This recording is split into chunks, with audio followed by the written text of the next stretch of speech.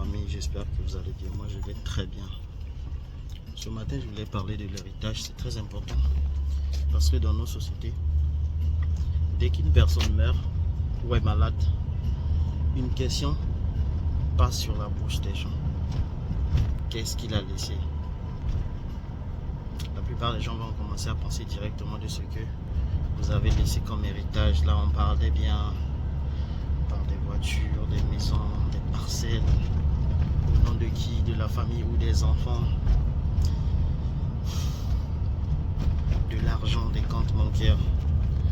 Et très souvent, après la mort du père, la famille vient avec une pression mystique.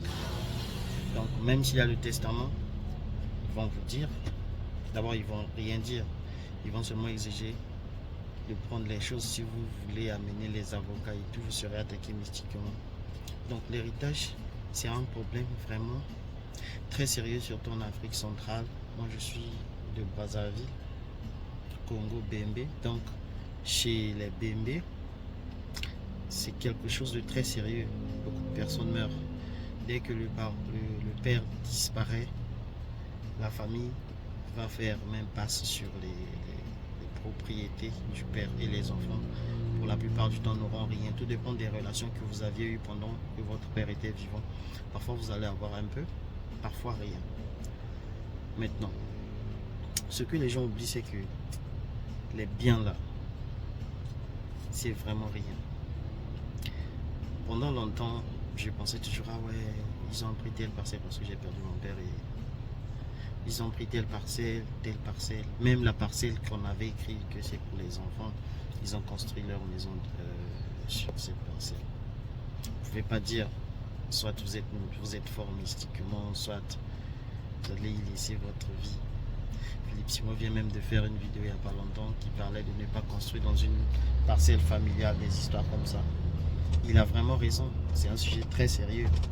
Mais en fait, moi, ce que j'aimerais dire, c'est que les parents doivent savoir une seule chose. L'héritage que vous devrez laisser, c'est le mindset aux enfants. On peut tout prendre à vos enfants après votre mort. On peut tout prendre, sauf ce qu'ils ont dans la tête. L'éducation qu'ils ont reçue et la mentalité qu'ils ont reçue. Les enfants ne vont pas se contenter à faire ce que vous allez leur demander de faire. Mais les enfants vont être des ninjas copieurs. Comment vous comportez avec l'argent, comment vous vous comportez avec votre femme, comment vous dépensez, comment vous prêtez de l'argent, vous donnez aux gens, comment est-ce que vous dites non même quand vous avez besoin à vos désirs, vous dites non. Les enfants vont voir tout ça. Et quand vous n'êtes plus là, quand vous êtes sur votre lit de mort et que vous savez que vos enfants sont prêts pour affronter le dehors, je pense que c'est un plaisir. Vous pouvez mourir en paix. Si vos enfants savent déjà c'est quoi la vie, quel genre de partenaire je dois chercher dans ma vie. Il y a des parents qui tiennent vraiment des conversations intéressantes avec des enfants. Et en grandissant, les enfants savent déjà ce qu'ils vont faire.